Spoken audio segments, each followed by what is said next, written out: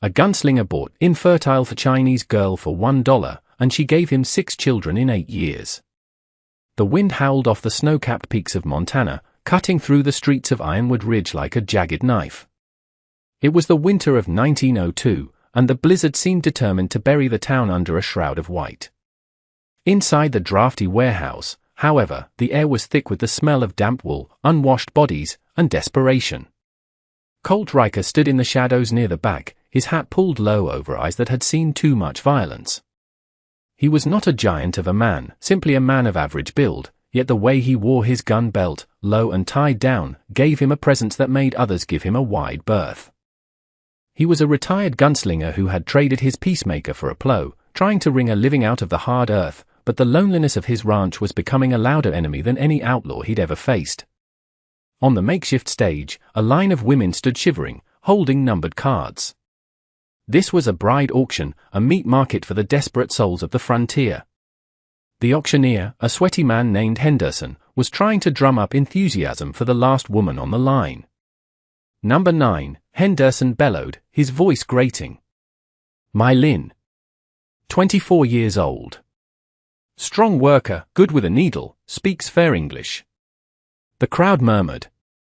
My Lynn stood with her chin held high, though her knuckles were white as she gripped her card. She was small, with raven black hair pulled back severely, but her eyes held a fire that the cold couldn't extinguish. "What's the catch?" a heckler shouted from the front. "Why's she here if she's young?" Henderson hesitated, then cleared his throat. Doctors in San Francisco declared her infertile. "Barren. She's fit for work and keeping a home, gentlemen, but she won't give you heirs." The room went silent, then erupted in scoffs. In the West, a wife who couldn't produce children was considered as useless as a horse with a broken leg. "Start the bidding at $10. Henderson tried. Silence. $5. Colt Riker stepped forward, his boots heavy on the floorboards. He saw something in my Lynn's face, not defeat, but a fierce, quiet endurance. It reminded him of himself. $1, Colt said, his voice gravelly but clear. The room gasped. Henderson looked insulted. "Mr. Riker, surely." $1, Colt repeated. "Not because that's what she's worth, but because this isn't a sale of livestock. It's a contract. $1 to make it legal. I'm looking for a partner, not a broodmare." Henderson looked around. No one else moved. "Sold," he muttered, slamming his gavel down. "To Colt Riker for $1. Colt approached the stage and extended a hand. My Lynn looked at it, then at him. She saw the calluses, the scars, and the gun on his hip, but she also saw a strange lack of cruelty in his eyes. She took his hand. "Do you have a bag?" he asked. "Just this," she said, lifting a small bundle. "Then let's go. The snow is getting worse." The ride back to Colt's ranch was silent, the carriage rattling over frozen ruts. When they arrived, the cabin was sturdy but stark. It was the home of a man who lived only to work. Colt showed her the spare room. "I know what they said about you," he said awkwardly, standing by the hearth. "About the children. It doesn't matter to me. I've got a past that's closed plenty of doors, too. I need help running this place, and well, I'm tired of the silence." My Lynn looked around the dusty room. "I will clean," she said firmly. "And I will cook. But I am not a servant." "You said partner." "I did," Colt nodded. "And I meant it." Over the next few weeks, the cabin transformed. My Lynn scrubbed the floors until the wood gleamed. She used dried herbs she had brought with her to season the venison Colt brought home, turning bland stews into meals that actually had flavor. She worked alongside him in the barn, handling the horses with a gentle confidence that surprised him. She was small, but her strength was wiry and relentless. One evening, as the snow piled up against the windows, sealing them in, Colt sat by the fire cleaning his revolver. "You're good with the stock," he observed. "My father trained horses," My Lynn said. "Before the debts." Before I was sold. Colt nodded, saying nothing. The silence between them had changed. It was no longer empty, but companionable. The doctors, she said suddenly, staring into the flames. They were men who looked at me for 5 minutes and decided my future. They said my womb was cold. But they did not know me. Colt looked up. You think they were wrong? I think nature does not always listen to men in suits, she replied. I think I am healthy. I think perhaps I just needed a home where I was not afraid. Colt set the gun down. He had been careful, sleeping in the loft, giving her space. He was a gunslinger, a man of violence, and he had assumed a delicate creature like her would fear him. But she wasn't delicate. She was forged iron. I've wanted a family, Colt admitted, his voice low. But I figured that chance was gone. Maybe it is not, Mylin said, meeting his gaze. They consummated their marriage that night, not as a transaction, but as two lonely survivors finding warmth in the bitter winter. It was a partnership in every sense. Spring brought the thaw, and with it, a change in Mylin. She was sick in the mornings, and her appetite grew ravenous. When she missed her monthly courses for the 3rd time, she told Colt. The gunslinger, who could shoot a coin out of the air at 50 paces, turned pale and had to sit down. Are you sure? He asked. I am sure, she smiled. The doctors were wrong. Their first son, Thomas, was born the following winter, during a snowstorm that rivaled the one brought them together. Colt delivered the boy himself, his hand shaking for the first time in his life as he held the tiny, squalling life. He looked at Mylin, exhausted and triumphant in the bed.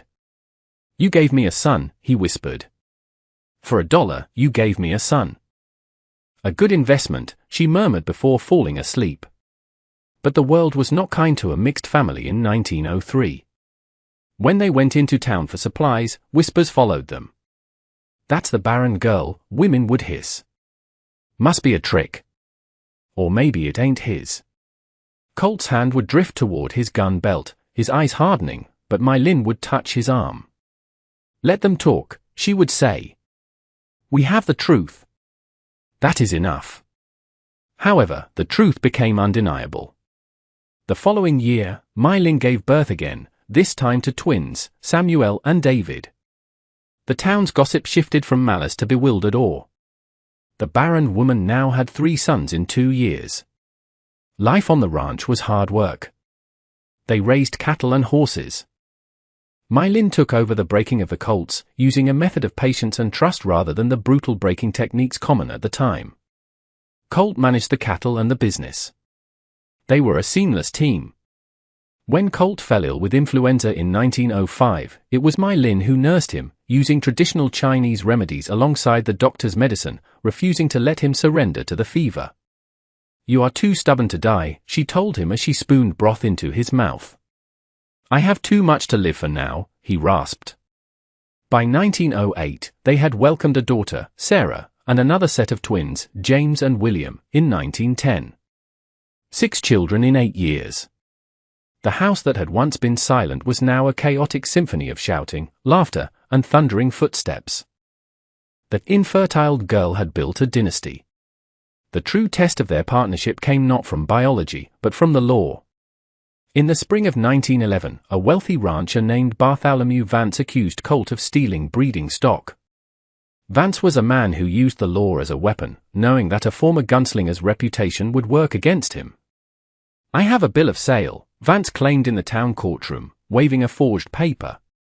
Riker stole those mares. Colt was ready to settle it the old way, with iron.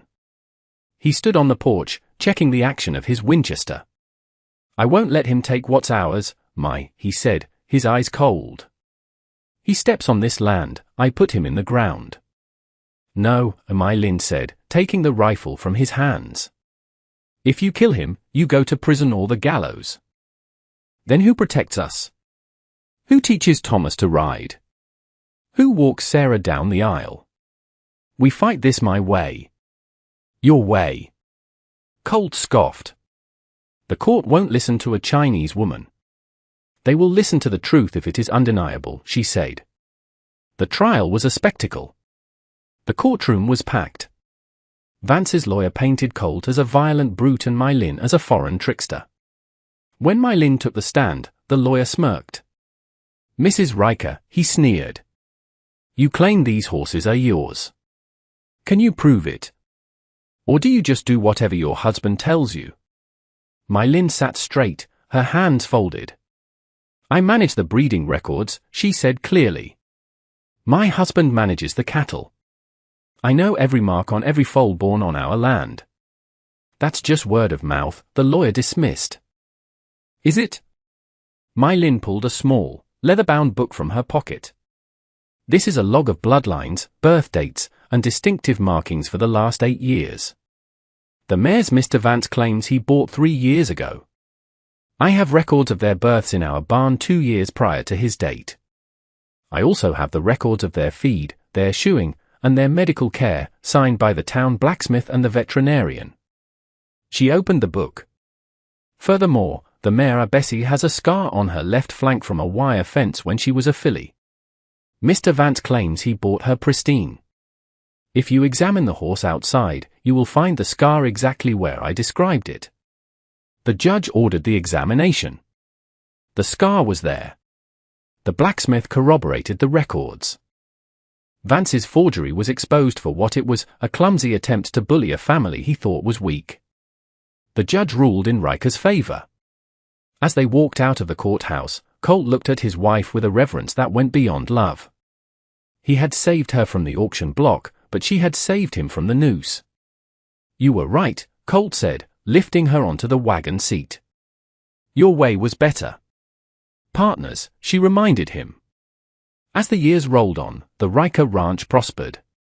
The children grew strong and capable.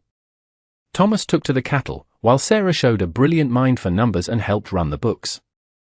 The stigma of their parents' marriage faded, replaced by respect for the empire they had built from dirt and snow. One winter evening in 1930, Colt and My Lin sat on the porch. The snow was falling again, thick and silent, covering the world in white just as it had the day they met.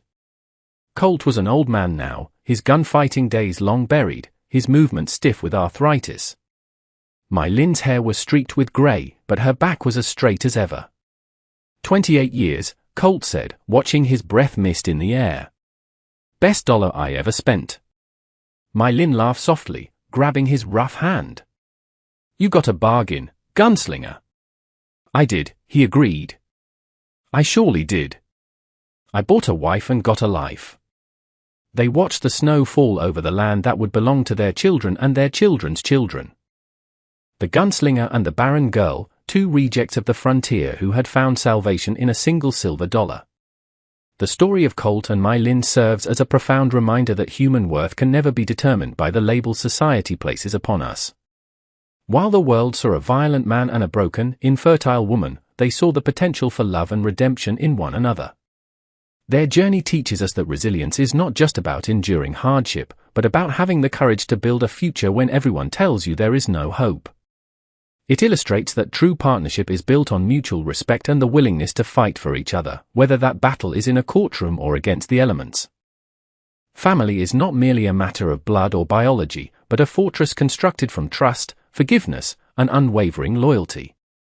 Ultimately, their legacy proves that even the smallest investment of faith, like a single dollar, can yield a dynasty of love if nurtured with patience and heart. What do you think about Colt's decision to trust My Lin despite what the doctors said? Do you think you would have had the courage to stand against the whole town like they did? Let me know your thoughts in the comments below. If you enjoyed this incredible story of the Wild West, please hit the like button and subscribe for more true stories of history's most fascinating underdogs. Thanks for watching.